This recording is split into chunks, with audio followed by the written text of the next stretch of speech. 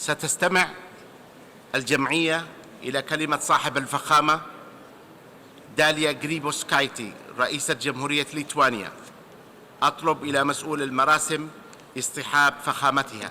يشرفني باسم الجمعية العامة أن أرحب بصاحبة الفخامة داليا غريبوسكايتي رئيسة جمهورية ليتوانيا في الأمم المتحدة، وأدعوها إلى إلقاء كلمتها أمام الجمعية.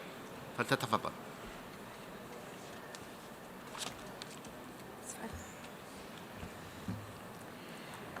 Mr. President, ladies and gentlemen, the 17th anniversary of the United Nations offers an opportunity to renew our commitments to the ideals and principles of the UN Charter.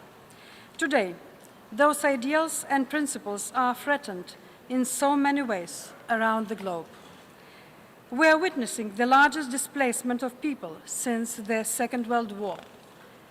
As of last year, nearly 60 million people were displaced by war, conflict, or persecution. Violent extremism is on the rise, with terrorist groups demonstrating new levels of brutality and barbarity. In the 21st century, women and girls are sold on slave markets by the criminals of ISIS and abused in unspeakable ways. We have entered an era where the most primitive and brutal executions coexist with the most sophisticated information, hybrid and cyber warfare.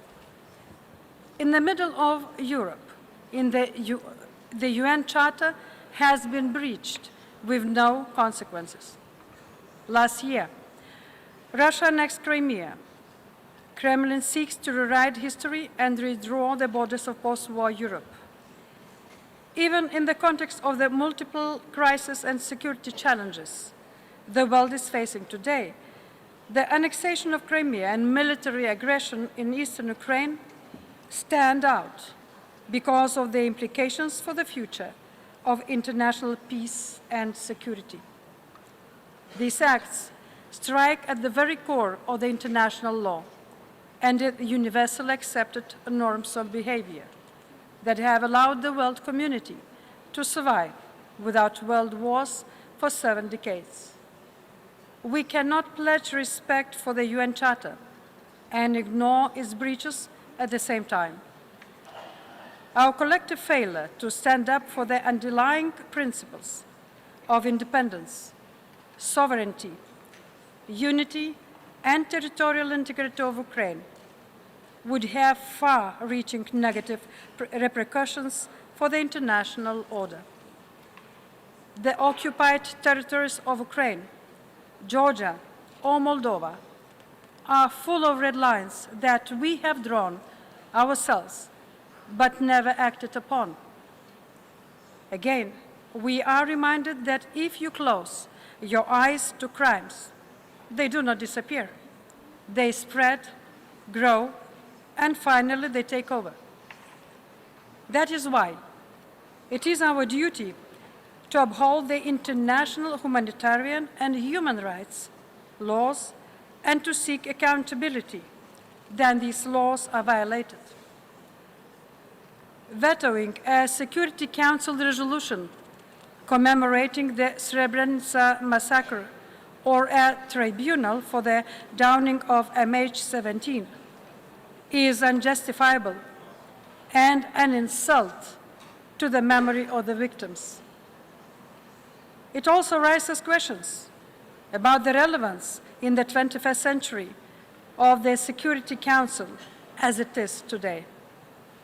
For the Council to maintain its credibility, the least it can do is put an end to the use of veto in the cases of genocide, atrocity crimes, crimes against humanity, and war crimes. Where we would be today had the Council been able to secure proper humanitarian access in Syria. Had it taken measures to stop the use of barrel bombs and ensure accountability for gross human rights violations and abuses. The Security Council failed to do so, and millions of Syrians had to flee. By protecting the criminals, the 4 vetoes on Syria resolutions did nothing to resolve the situation. As a result, today we have the largest humanitarian crisis in the world. It is a global crisis that requires a global response. Unless we address the causes that make people flee their homes, such as lawlessness, repressions, and grave human rights abuses, corruption and bad governance, massive inequalities and marginalization, these flows will not stop. Conflicts will continue.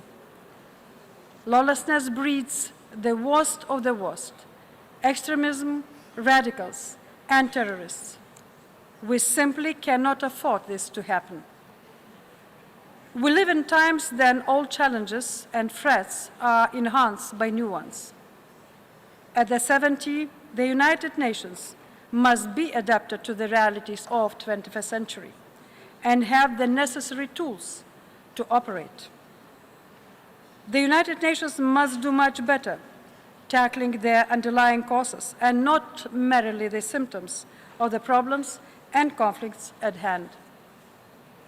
It must be equipped and staffed to operate in environments of asymmetric and hybrid warfare, information wars, and the growing threat of terrorism. It must also do a lot better at prevention and mediation in order to save lives as well as resources. In the 21st century, the world will need a strong United Nations that has been renewed in every sphere.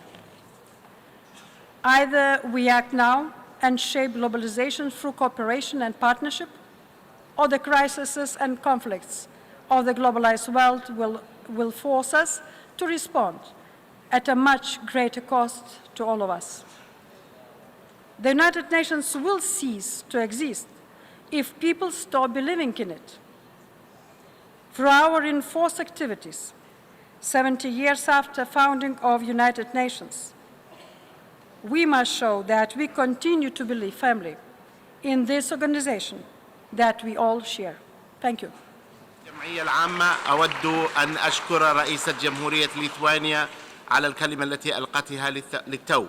هل لي أن أطلب إلى الممثلين أن يبقوا في مقاعدهم لحين تحية الرئيسة؟